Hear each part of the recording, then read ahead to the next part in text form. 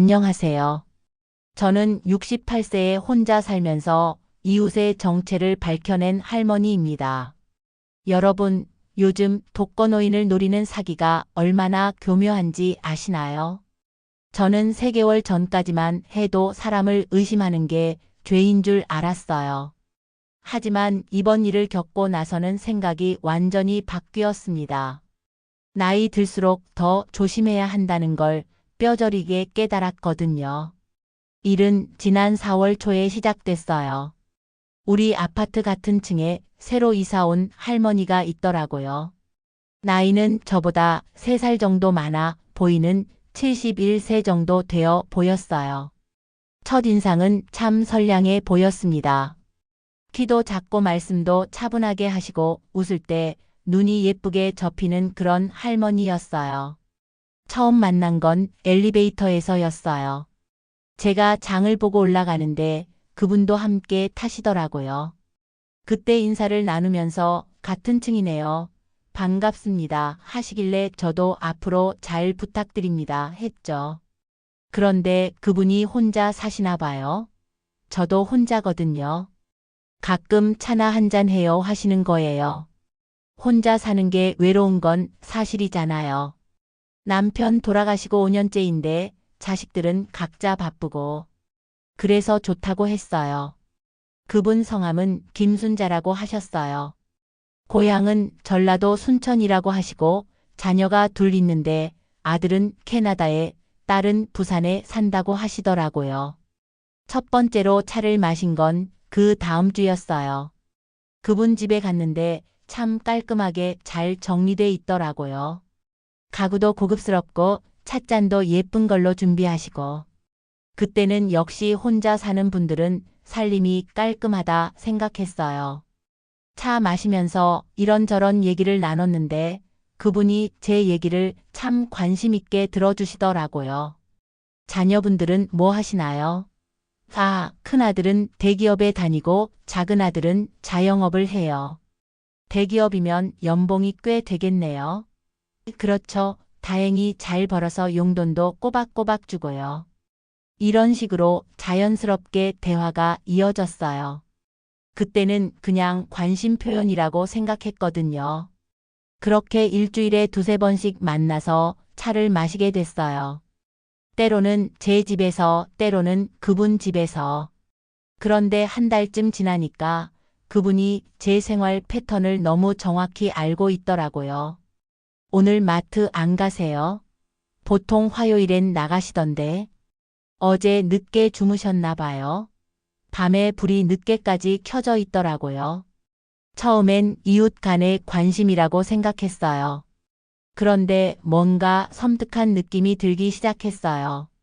혼자 사는 사람한테는 이런 관찰이 불편할 수도 있는데 그분은 전혀 개의치 않고 계속 물어보시는 거예요. 혹시 아프시면 누구한테 연락하세요? 응급 상황에는 어떻게 하세요? 열쇠 여분을 어디다 두세요? 이런 질문들이 계속되니까 조금 부담스럽기 시작했어요. 하지만 나이 드신 분이니까 걱정해서 그런가 보다 하고 넘어갔어요. 그런데 정말 이상한 건 5월 중순부터였어요. 그분 집에 젊은 사람들이 드나들기 시작한 거예요. 20대 후반, 30대 초반쯤 되어 보이는 남녀 서너 명이 자주 오더라고요. 처음에는 일주일에 1번 정도였는데 나중에는 거의 매일 왔어요. 그분이 내 조카들이야. 가끔 안부 보러 와 하시길래 그런가 보다 했죠. 그런데 이상한 게 있었어요. 그 젊은 사람들이 저를 볼 때마다 이상하게 쳐다보는 거예요. 그냥 인사하고 지나가면 될 텐데 뭔가 품정하듯이 위아래로 훑어보고 서로 눈짓하고 한두 번도 아니고 계속 그러니까 기분이 좀 나빴어요. 더 이상한 건 그분 집에서 나오는 소리였어요. 제 집이 바로 옆이라서 벽 너머로 소리가 들리거든요. 조카들이 와 있을 때면 목소리가 좀 컸어요. 대화 내용은 정확히 들리지 않았지만 뭔가 진지하게 회의하는 것 같더라고요. 조카들이 와서 그렇게 진지한 얘기를 할까? 싶었어요. 결정적으로 이상하다고 생각한 건 5월 말쯤이었어요. 그날 저녁에 작은 방에서 책을 읽고 있었는데 벽 쪽 콘센트 근처에서 소리가 새어 들어오더라고요. 아마 그쪽 벽이 얇거나 콘센트 구멍이 통해서 그런 것 같은데 그날따라 목소리가 특히 컸나 봐요. 같은 층 할머니 말이야. 자식들이 돈 많이 번다고 했지? 응, 큰아들이 대기업 다닌다고 하고 작은 아들은 자영업인데 잘 된다고 했어. 통장 같은 건 어디다 둔다고 했어? 그건 아직 확실하지 않아. 좀 더 친해져야 알 수 있을 것 같은데. 이 대화를 듣는 순간 온몸에 소름이 돋았어요. 그들이 말하는 할머니가 바로 저를 가리키는 거였거든요. 그리고 제가 그분한테 했던 얘기들이 그대로 나오는 거예요. 설마 하는 마음으로 계속 들어봤어요. 그럼 이제 2단계 시작해야겠네. 응급 연락처는 파악했어. 아들 둘 연락처는 알아냈고 생활 패턴도 다 파악했어. 좋아. 그럼 내일부터 본격적으로 들어가자. 이 대화를 들으면서 머릿속이 하얘졌어요. 뭔가 잘못됐다는 건 확실했는데 구체적으로 뭘 하려는지는 모르겠더라고요. 하지만 분명한 건 제가 표적이 됐다는 거였어요. 그날 밤 잠을 거의 못 잤어요. 계속 생각해 보니까 이상한 점들이 너무 많았어요. 첫 번째, 혼자 사는 할머니가 왜 그렇게 비싼 가구와 물건들을 가지고 있을까? 두 번째, 자식들이 멀리 산다면서 왜 생활이 그렇게 여유로울까? 세 번째, 조카라는 사람들이 왜 저를 그런 식으로 쳐다볼까? 다음 날 아침, 그분이 평소처럼 차 한잔 하실래요? 하고 오셨어요. 하지만 저는 그날부터 경계 모드로 들어갔어요. 최대한 자연스럽게 행동하면서 그분을 관찰하기 시작했어요. 그분과 차를 마시면서 슬쩍 떠보기 시작했어요. 조카분들이 참 자주 오시네요. 아, 얘들이 할머니 걱정이 많아서 그래요. 직업이 뭐 하는 애들이에요? 이것저것 해요. 대답이 애매하더라고요. 혹시 조카분들 중에 금융 쪽에서 일하는 분 있나요? 요즘 투자 얘기를 많이 하더라고요. 이렇게 물어봤더니 그분 표정이 잠깐 경직되는 게 보였어요. 아, 그런 건 잘 모르겠어요 하면서 화제를 바꾸려고 하시더라고요. 그때부터 확신이 들었어요. 뭔가 숨기고 있다는 걸. 그래서 저도 전략을 바꿨어요. 계속 의심받으면 안 되니까 평소처럼 행동하면서 몰래 관찰하기로 했어요. 며칠 더 지켜보니까 패턴이 보이더라고요. 그 젊은 사람들이 올 때마다 제 행동을 체크하는 것 같았어요. 제가 외출하면 얼마나 오래 나가 있는지, 언제 돌아오는지, 누가 찾아오는지. 마치 제 생활을 감시하는 것 같더라고요. 그래서 저도 연기를 시작했어요. 가짜 정보를 흘리기 시작한 거죠. 요즘 은행에서 예금 이자가 좋다고 해서 목돈을 옮겨볼까 생각 중이에요. 라든지 아들이 부동산 투자하라고 하는데 잘 모르겠어요. 같은 얘기들을 일부러 했어요. 과연 그분 반응이 달라지더라고요. 어느 은행이에요? 저도 관심 있는데 부동산 투자 좋죠. 제가 아는 좋은 곳 있는데 소개해 드릴까요? 갑자기 적극적으로 나오기 시작했어요. 그때 확신했어요. 이분들은 분명 제 돈을 노리는 사기꾼들이라는 걸. 하지만 증거가 필요했어요.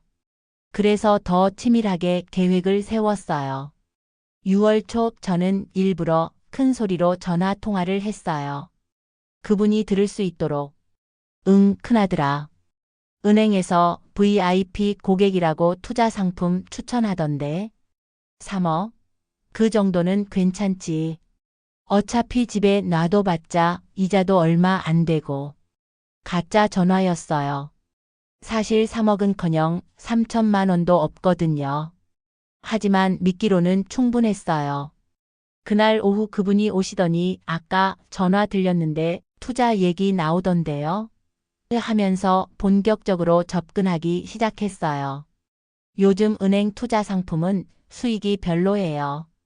제가 아는 곳이 있는데 월 수익이 10%는 나와요. 10%요? 그럼 100만 원 넣으면 10만 원씩 나온다는 얘기예요. 그렇죠.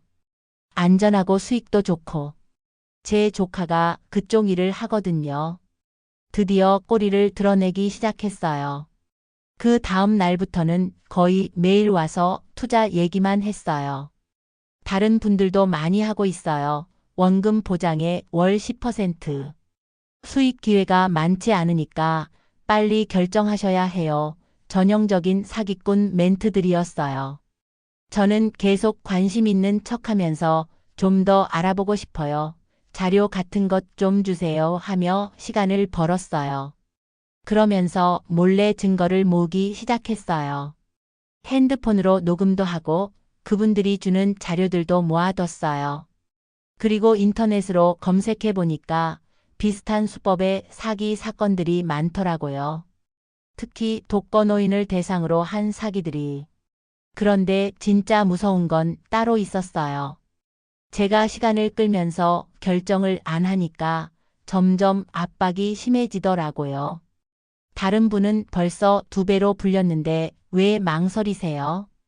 기회는 지금뿐이에요. 이런 식으로 계속 재촉하고.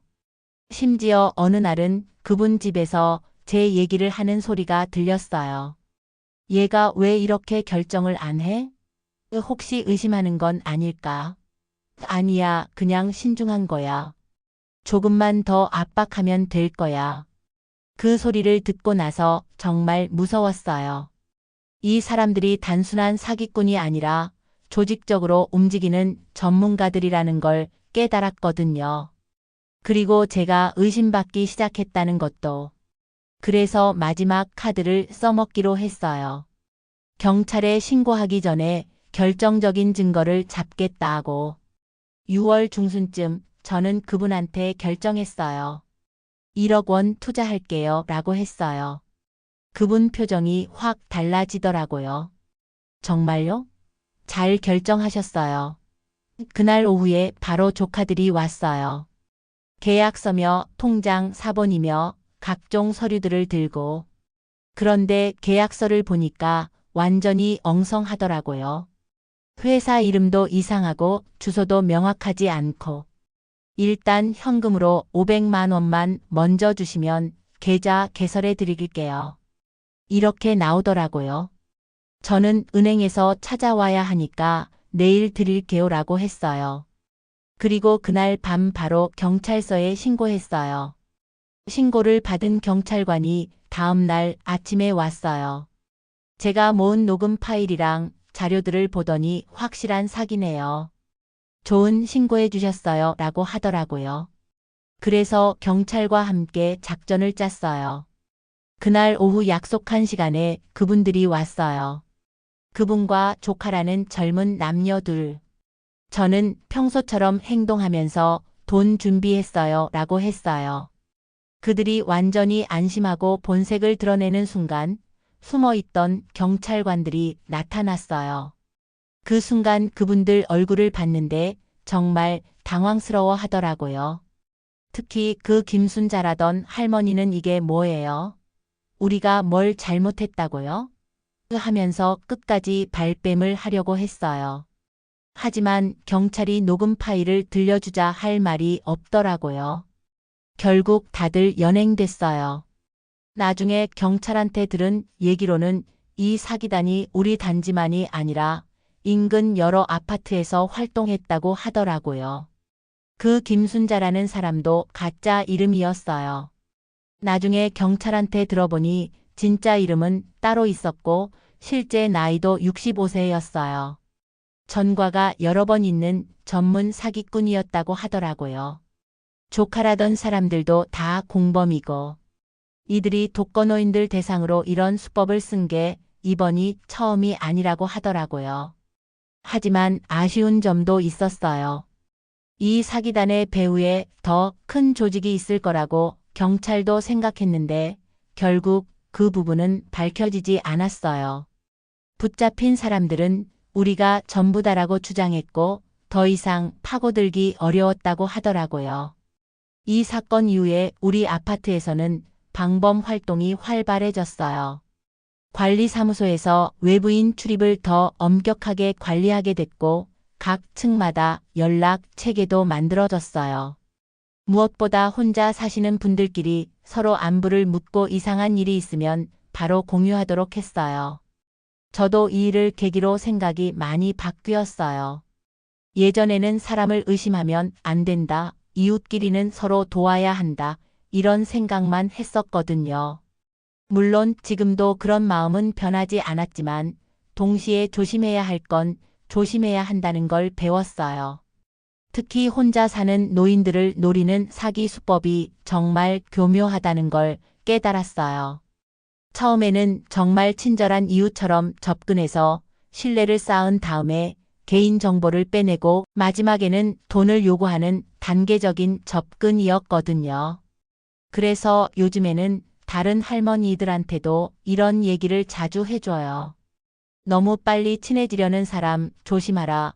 개인정보 캐묻는 사람 의심하라. 투자나 돈 얘기 나오면 무조건 가족이나 경찰에 상의하라. 이런 것들을. 사실 이 사건이 완전히 해결된 건 아니에요. 박수진이와 그 일당들은 재판을 받고 있지만 아직 형이 확정된 건 아니고, 그리고 이들이 다른 곳에서 피해를 입힌 건 있는지, 더 큰 조직이 있는 건 아닌지 그런 부분들은 여전히 미지수예요. 하지만 저는 제가 할 수 있는 일은 했다고 생각해요. 비록 완벽한 해결은 아니었지만 적어도 더 큰 피해는 막았고 우리 동네가 조금 더 안전해졌으니까요. 그리고 이 경험을 통해서 깨달은 게 있어요. 나이가 들수록 더 영리해져야 한다는 것. 경험이 많다고 해서 무조건 안전한 건 아니에요. 오히려 그 경험을 이용해서 우리를 속이려는 사람들이 있거든요. 또 하나 깨달은 건 혼자 해결하려고 하지 말라는 거예요. 저도 처음에는 가족들한테 말하기 망설였어요. 할머니가 너무 예민한 거 아냐? 소리 들을까 봐서. 하지만 결국은 경찰의 도움을 받아서 해결할 수 있었거든요. 지금도 가끔 생각해요. 만약 제가 그때 의심하지 않고 그냥 넘어갔다면 어떻게 됐을까? 1억 원이라는 큰 돈을 잃었을 수도 있고 더 나아가서는 집까지 뺏길 수도 있었을 거예요. 생각만 해도 아찔해요. 요즘에는 우리 아파트에 새로운 분이 이사 오시면 다른 할머니들과 함께 인사도 드리고 필요한 것 있으면 도와드려요. 하지만 동시에 서로를 지켜보기도 해요. 이상한 사람이 접근하지는 않는지, 수상한 일은 없는지. 실제로 얼마 전에도 다른 층에 이상한 사람이 나타났었어요. 40대 남성인데 혼자 사시는 할머니한테 보험 만료됐으니까 새로 들어야 한다면서 접근한 거예요. 다행히 그 할머니가 저한테 상의하셔서 바로 확인해 보니까 가짜였어요. 진짜 보험회사에서 온 사람이 아니라 사기꾼이었던 거죠. 이런 일들을 겪으면서 느끼는 건 우리가 서로 도우면서 살아야 한다는 거예요. 하지만 동시에 경계는 늦추지 말아야 하고, 특히 혼자 사는 노인들은 더욱 조심해야 해요. 그리고 자식들한테도 당부하고 싶어요. 부모님 안부를 자주 확인해 달라고. 특히 혼자 사시는 부모님이 갑자기 새로운 사람과 친해졌다거나 투자나 보험 얘기를 한다면 관심을 가져달라고. 물론 모든 사람을 의심하라는 얘기는 아니에요. 진짜 좋은 이웃들도 많고 도움이 되는 분들도 계시거든요. 하지만 너무 빨리 친해지려 하거나 개인 정보를 자세히 캐묻거나 돈과 관련된 얘기를 한다면 일단 의심해 보라는 거예요.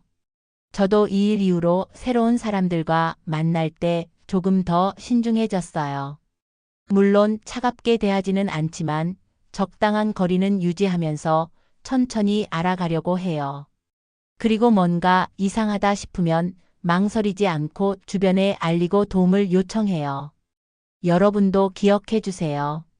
나이가 들수록 더 조심해야 하고 혼자 해결하려고 하지 말고 이상한 일이 있으면 바로 신고하거나 상의하세요. 그리고 무엇보다 너무 좋은 조건의 투자나 보험 상품은 일단 의심해 보세요. 지금 생각해 보면 그 3개월이 참 길었어요. 매일매일 긴장하면서 살았거든요. 언제 들킬까? 혹시 제가 위험해지는 건 아닐까? 이런 걱정들을 하면서. 하지만 그 덕분에 더 큰 피해를 막을 수 있었어요. 그리고 이 일을 통해서 우리 동네 할머니들끼리 더 끈끈해졌어요. 예전에는 그냥 인사만 하고 지나가던 분들과도 이제는 서로 안부를 묻고 뭔가 이상한 일이 있으면 바로 공유해요. 어떤 면에서는 나쁜 일이 좋은 결과를 가져온 셈이죠. 며칠 전에도 관리사무소에서 공지를 했어요. 외부인이 독거노인 댁에 방문한다면 꼭 관리사무소에 신고해달라. 투자나 보험 관련 권유를 받으면 가족이나 관련 기관에 먼저 확인해달라 이런 내용들이었어요. 사실 완전히 안전해졌다고 말할 수는 없어요. 이런 사기꾼들은 수법을 바꿔서 또 나타날 수 있거든요. 하지만 적어도 우리가 경각심을 갖고 서로 지켜보고 있다는 것만으로도 많은 도움이 되리라 생각해요. 저한테 이런 일이 생긴 걸 후회하지는 않아요. 물론 무서웠고 힘들었지만 그 덕분에 더 현명해졌다고 생각하거든요. 그리고 다른 분들에게도 도움이 되는 경험을 할 수 있었고요. 마지막으로 하고 싶은 말은 나이가 들었다고 해서 무력하지 않다는 거예요. 오히려 우리에게는 오랜 세월 쌓인 경험과 지혜가 있어요.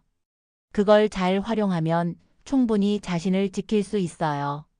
다만 그 지혜에 더해서 현실적인 경계심도 함께 가져야 한다는 거죠. 혼자 사는 게 외롭기는 하지만 그렇다고 해서 아무나 믿어서는 안 돼요. 진짜 좋은 사람과 나쁜 의도를 가진 사람을 구별하는 눈을 길러야 해요. 그리고 뭔가 이상하다 싶으면 주저하지 말고 도움을 요청해야 하고요. 지금도 가끔 그때 일을 생각하면 아찔해요. 만약 제가 조금만 더 순진했다면, 조금만 더 외로웠다면 그들의 말에 넘어갔을지도 모르거든요. 하지만 결국 제 직감을 믿고 행동한 게 옳았어요. 요즘에는 비슷한 경험을 하신 분들이 저를 찾아오시기도 해요. 상담을 해달라거나 어떻게 대처해야 하는지 물어보시거나 제가 전문가는 아니지만 제 경험을 나눌 수는 있으니까 최대한 도와드리려고 해요. 그리고 가끔 강의도 해요. 우리 동네 복지관에서 독거노인 분들을 대상으로 사기 예방 교육을 할 때 실제 경험담을 들려드리는 거죠. 처음에는 부끄럽기도 했는데 다른 분들이 덕분에 조심하게 됐다고 말씀하시니까 보람을 느껴요. 이런 일들을 하다 보니 혼자 사는 것도 그리 외롭지 않더라고요. 물론 가족들의 빈자리는 여전히 크지만 지역사회 안에서 제 역할을 찾았달까요? 나쁜 일을 당한 경험이 결국 좋은 일로 이어진 셈이에요. 여러분, 세상에는 나쁜 사람들도 있지만 좋은 사람들도 더 많아요. 다만 나쁜 사람들로부터 자신을 지킬 수 있는 지혜를 갖춰야 한다는 거죠. 특히 우리처럼 나이 든 사람들은 더욱 그래요. 혼자 사신다고 해서 너무 걱정하지 마세요. 대신 항상 주의 깊게 살아가시고 이상한 일이 있으면 망설이지 말고 주변에 알리세요. 그리고 무엇보다 서로 도우면서 살아가요. 그게 우리가 안전하게 살 수 있는 가장 좋은 방법이라고 생각해요. 긴 이야기 들어주셔서 감사합니다. 제 경험이 여러분에게 조금이라도 도움이 되었으면 좋겠어요. 그리고 혹시 비슷한 일을 당하고 계신 분이 있다면 혼자 끙끙 앓지 마시고 꼭 주변에 도움을 요청하세요. 우리는 생각보다 강하고 함께하면 더욱 강해질 수 있어요.